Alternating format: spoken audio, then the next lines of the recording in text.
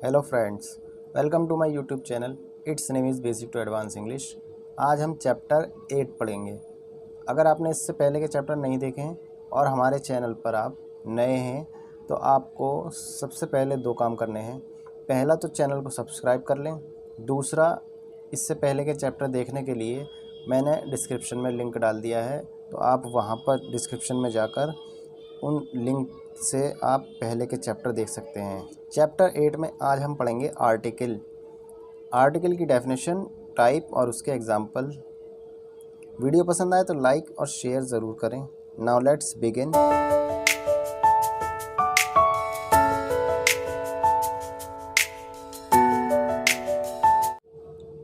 जब भी आर्टिकल की बात आती है तो हमारे माइंड में सिर्फ तीन ही चीज़ आती हैं, ए, एन और द। प्रॉब्लम जब आती है जब इनके यूज़ की बारी आती है।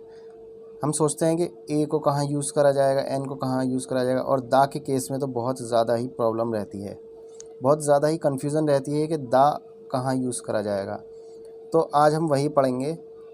Article are of two types. Article दो टाइप्स के होते हैं, एक होता है इंडेफिनाइट आर्टिकल, एक होता है डेफिनाइट आर्टिकल। इंडेफिनाइट आर्टिकल में आर्टिकल आते हैं ए और एन। डेफिनाइट आर्टिकल में आता है सिर्फ दा। अब ये जो दा है, इसको कहीं तो दा प्रोनाउंस किया जाता है और कहीं दी प्रोनाउंस किया जाता है। आपने सभी जगह देखा होगा, किसी किसी वर्ड से पहले हम दा बोलते हैं, किसी किसी वर्ड से पहले दी बोलते हैं। लेकिन इसके पीछे का फंडा क्या है, इसके पीछे का फंडा हमें नहीं पता होता। तो उसी फंडे को हम जानने के लिए इसके बारे में आज डीपली पढ़ेंगे, जिससे कि हमें पता चलेगा कि ए और एन का यूज़ कहाँ करना है और दा को दी और दा कब प्रोनाउंस करना है। सबसे पहले मैं आपको इसकी मिसअंडरस्टैंडिंग बता देता हूँ कि हमें बचपन से ये सिखाया जाता है कि जो वोवेल्स होते हैं ए, ई, आई, ओ, यू, अगर किसी वर्ड के आगे ए, ई, आई, ओ, यू आ रहा है तो उसके आगे एन का यूज़ करना होता है। अगर ए, ई, आई, ओ, यू नहीं है, ये वोवेल्स नहीं है किसी वर्ड का फर्स्ट लेटर, वो है इसके अलावा, यानी कि बाकी के जो बचे कॉन्सोनेंट्स, अगर कॉन्सोनेंट होते हैं तो उसके आगे ए का यूज़ किया जाता है। लेकिन ऐसा बिल्कुल भी नहीं है। हमें वहाँ पर उस वर्ड के फर्स्ट लेटर की साउंड देखनी होती है। जब हम उस वर्ड को बोलते हैं, उस वर्ड की साउंड क्या प्रोड्यूस हो रही है, तो जो भी वहाँ पर उसकी साउंड प्रोड्यूस होगी, अगर वो sound A, E, I, O, you इनमें से कोई साउंड होगी तो हम उसके लिए एन का यूज़ करेंगे। अदरवाइज़ बाकी जो भी इसकी कॉन्सोनेंट की साउंड होंगी उनके आगे हम ए का यूज़ करेंगे। जैसे कि यहाँ पर लिखा है except A, E, I, O, U sound. तो ए का यूज़ हम कहाँ करेंगे, जहाँ पर ए, ई, आई, ओ, यू यानी ये जो वोवेल्स हैं, इन वोवेल्स के अलावा जो भी साउंड आ रही होगी उसके लिए हम ए का यूज़ करेंगे। उन सभी वर्ड्स के आगे हम ए लगाएंगे। जैसे कि एग्जांपल के लिए यहाँ देखते हैं, जो फर्स्ट एग्जांपल है हमारा, ए मैन, दूसरा ए काओ, ए यूनिवर्सिटी। अब यहाँ यूनिवर्सिटी में देखिए, यूनिवर्सिटी है तो यू से स्टार्ट, लेकिन यहाँ पर साउंड किसकी आ रही है, यहाँ पर जो साउंड आ रही है वो आ रही है या की। तो जब यहाँ पर या की साउंड आ रही है, यहाँ पर हम इसका एन का यूज़ नहीं करेंगे, क्योंकि है तो वो यू, लेकिन अब साउंड वो या की दे रहा है। नेक्स्ट है a book, a mango, A European. अब देखिए यहाँ पे यूरोपियन में ई आ गया, आया इसमें वोवल, लेकिन वो साउंड उसने फिर से या की साउंड प्रोड्यूस करी। इन या यानी वाई, वाई से इसकी साउंड प्रोड्यूस हो रही है यूरोपियन, तो इसलिए इससे पहले हम ए का यूज़ करेंगे। ऐसे ही यहाँ पर ए यूनिट, मैंने ये एग्जांपल इसीलिए दिए हैं ताकि कोई कन्फ्यूज़न यहाँ पर नहीं रहे। यूनिट में भी वोवेल आ रहा है फर्स्ट लेटर में यू, लेकिन हम वोवेल नहीं देखेंगे, हम यहाँ पर साउंड देखेंगे।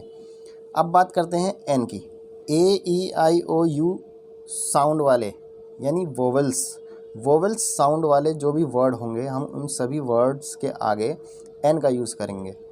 जैसे कि यहाँ दिया हुआ है an apple, an umbrella, an ant, an ox, an inkpot, an old man, an hour. तो ये जितने भी हैं ये इन सभी में हम साउंड पहले चेक करेंगे कि साउंड किसकी आ रही है। अगर वोवल्स की साउंड है तो हम एन का यूज़ करेंगे। आप देख सकते हैं ये जितने भी हैं इन सभी में वोवल्स की ही साउंड आ रही है, इसलिए हमने यहाँ पर एन का यूज़ किया। अच्छा, एक और मेन बात आती है इसमें, एक मेन बात ये आती है जो लास्ट सेकंड एग्जांपल है, एन ओल्ड मैन। तो यहाँ पर जो है जो वर्ड स्टार्टिंग में दिया हुआ है ओल्ड, हमें उसका फर्स्ट लेटर उसकी साउंड चेक करनी है। हमें मैन नहीं देखना, यहाँ पर हमें देखना है ओल्ड। ओल्ड में ओ की साउंड प्रोड्यूस हो रही है, इसलिए हमने यहाँ पर एन लगाया। हम यहाँ पर मैन नहीं देखेंगे, ए वाले आर्टिकल में आप एग्जांपल में देखेंगे तो मैन है, तो मैन यानी माँ की साउंड प्रोड्यूस हो रही है तो हमने ए लगाया। लेकिन यहाँ पर है एन ओल्ड मैन, तो जब ओल्ड आ गया तो ओल्ड के लिए हमने एन लगा दिया। तो ये थे इंडेफिनाइट आर्टिकल। अब पढ़ते हैं डेफिनेट आर्टिकल के बारे में। Definite article, definite article means the या दी। द लिखा तो दा ही जाता है, लेकिन प्रोनाउंस दो तरीके से किया जाता है, एक दा और एक दी। इसमें भी वही रूल है जो इंडेफिनाइट आर्टिकल में था, बस यहाँ पर वर्ड चेंज हो गया है। वहाँ पर ए और एन था, यहाँ पर दा है। सेम वही कंडीशन यहाँ पर लगाएंगे हम। जो भी वोवेल्स हैं ए E I O you, in vowels को छोड़कर बाकी के जो भी कॉन्सोनेंट बचे, उन कॉन्सोनेंट वाली साउंड वाले वर्ड से पहले हम जो भी दा लगाएंगे उसमें हम उसको दा प्रोनाउंस करेंगे। मोस्टली जो दा यूज़ होता है हम उसके बारे में भी आगे बात करेंगे। दा मतलब दा किसके साथ लगाते हैं, ए किसके साथ लगाते हैं, एन किसके साथ लगाते हैं, वो भी हम देखेंगे। बट अभी हम यहाँ पर फोकस करते हैं कि दा और दी में क्या डिफरेंस है। तो गंगा, गंगा यानी गा से आ रहा है। गा जो है एक कॉन्सोनेंट है, तो इसलिए द गंगा। इसको प्रोनाउंस करेंगे the Black Sea, the United States, the Taj Mahal, the sun, the moon, the mountains, the Red Fort. तो ये जितने भी थे ये सारे वर्ड कॉन्सोनेंट की साउंड प्रोड्यूस कर रहे थे, इसलिए हमने यहाँ पर इसको द प्रोनाउंस किया। अब हम देखते हैं दी कहाँ पर प्रोनाउंस होगा। ए E I O U sound जहाँ पर भी आएगी किसी भी वर्ड में, तो उस वर्ड के आगे हम द लगाएंगे तो सही, लेकिन उसको प्रोनाउंस दी किया जाएगा। जैसे कि फर्स्ट एग्जांपल देखिए, द अम्ब्रेला। अम्ब्रेला में आ की आवाज़ आई तो इसको दा नहीं पढ़ेंगे, इसको दी पढ़ेंगे, दी अम्ब्रेला। ऐसे ही एलिफेंट, तो इसको पढ़ेंगे दी elephant. Apple, the Apple. And, the and. Ice, the ice. Orange, the orange. तो हम दा को दी जब प्रोनाउंस करेंगे जब कोई भी वर्ड होगा उस वर्ड की साउंड वोवेल्स हो तो उसको हम दी प्रोनाउंस करेंगे। अदरवाइज़ वोवेल्स छोड़कर जितने भी कॉन्सोनेंट होते हैं उन कॉन्सोनेंट की अगर साउंड आएगी तो उसके लिए हम द प्रोनाउंस करेंगे। अब बात ये आती है कि जैसे मैंने यहाँ पर एप्पल के आगे दी लगा दिया, अभी इससे पहले एग्जाम्पल था एप्पल के आगे एन लगाया था, तो अब देखना ये है कि एप्पल के आगे दी का यूज़ होगा या फिर एन का यूज़ होगा। है दोनों कंडीशन में सही। एप्पल से पहले दी को भी लगा सकते हैं, एप्पल से पहले एन को भी लगा सकते हैं। बट अब कन्फ्यूज़न यहाँ क्रिएट होता है कि एप्पल जो है उससे पहले हमने यहाँ पर दी का यूज़ कर लिया। इंडेफिनाइट आर्टिकल में हमने एप्पल से पहले एन का यूज़ कर लिया, तो जो मेन यूज़ है वो एप्पल के साथ दी का होगा या एन का होगा। इस कन्फ्यूज़न को दूर करने के लिए हम आगे चलते हैं, वहाँ पर आपको इससे श्योरिटी हो जाएगी। इन सेंटेंस के ज़रिए हम समझेंगे कि हमें कहाँ पर ए का यूज़ करना होता है और कहाँ पर द का यूज़ करना होता है। पहला सेंटेंस पढ़ते हैं। आई मीट अ बॉय, पर मैं एक लड़के से मिला।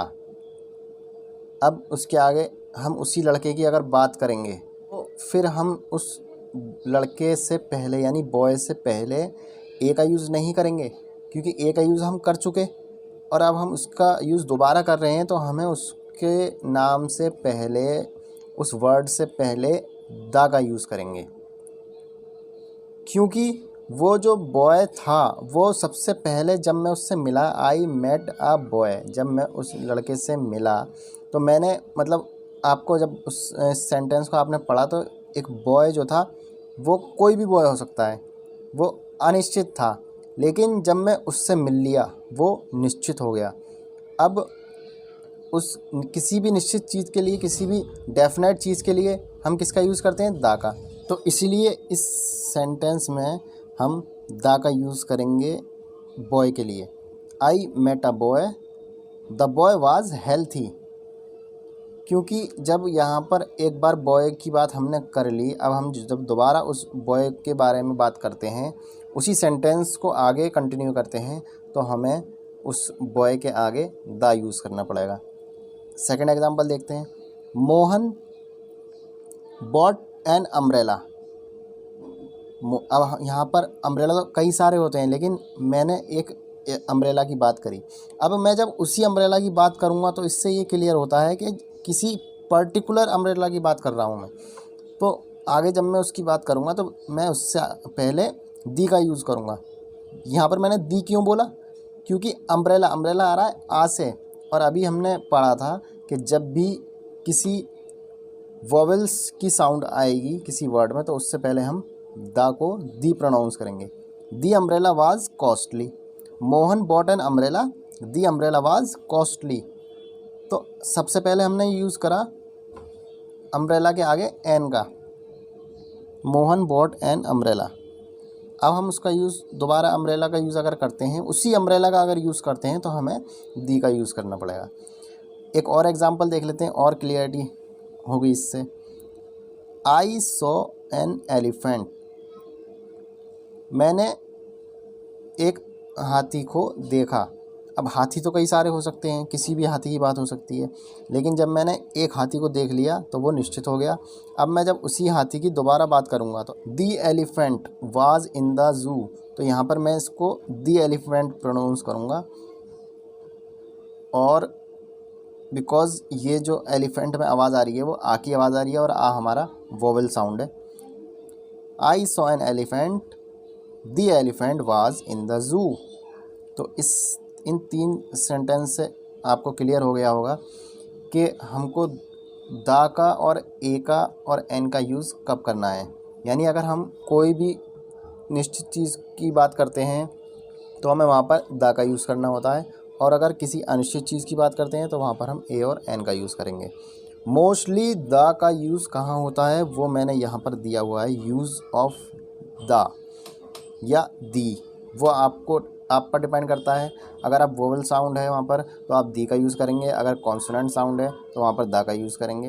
मोस्टली जो यूज़ होता है दा का वो होता है continents, countries, states and cities, geographical names, historical period, oceans, seas, river, canal, buildings and names of organisations से पहले हम दा का या दी का यूज़ करते हैं। उम्मीद करता हूँ ये वीडियो आपको पसंद आई होगी। वीडियो को लाइक करना ना भूलें और अपने फ्रेंड्स में शेयर ज़रूर करें।